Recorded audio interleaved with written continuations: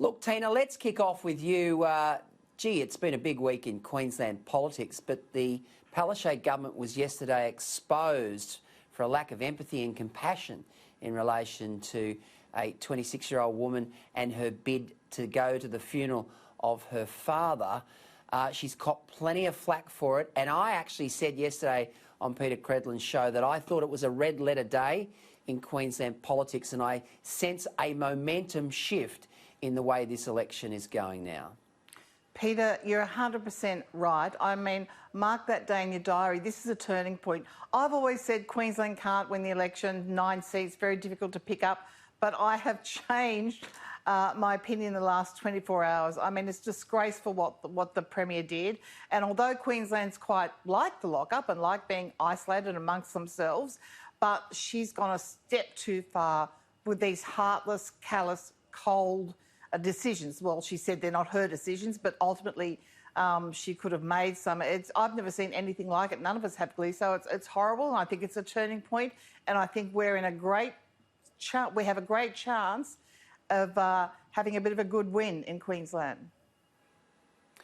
Gideon, Teena mentioned the fact that the Premier has been saying that these are not her decisions, that these are decisions for the Chief Medical Officer, Jeanette Young, and she's complying with them, despite the fact that the Prime Minister pleaded with her to show some discretion. Now, look, I know you've studied politics. I know that you understand how the Westminster system works.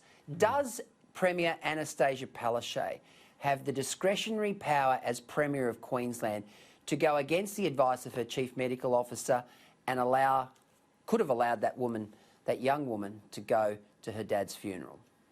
Oof, you've stumped me, Glee. So, look, it depends on how the Queensland public health legislation is written. I suspect it's similar to Victoria, in which case she might not. Here in Victoria, Brett Sutton is given extraordinary powers that go beyond a minister or a judge or anybody else. He's effectively the dictator of the state of Victoria, as ridiculous as it sounds. But in real politics terms, Glee, so of course Annastacia Palaszczuk could have talked to Jeanette Young and said, look, can you revise this decision? Can you reconsider? It's not just about how the decision was made, Gleeson. It is about the fact that Anna Bligh, oh my God, what a Freudian slip that was. Annastacia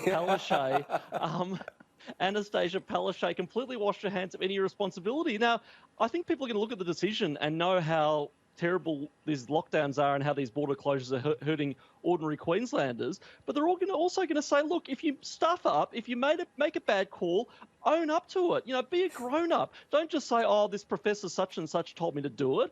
That's weak, and I think that, of all things, will make people say, this is not somebody who should be in charge of a great Australian state. Gleeson, then she wheeled out Teena, Robin Young, who gave a dreadful press conference. I mean, that didn't do anyone any favours either. Crash. Well, she basically said that the reason that the AFL and movie stars were getting exemptions was because they were bringing money into the state. This is not about money.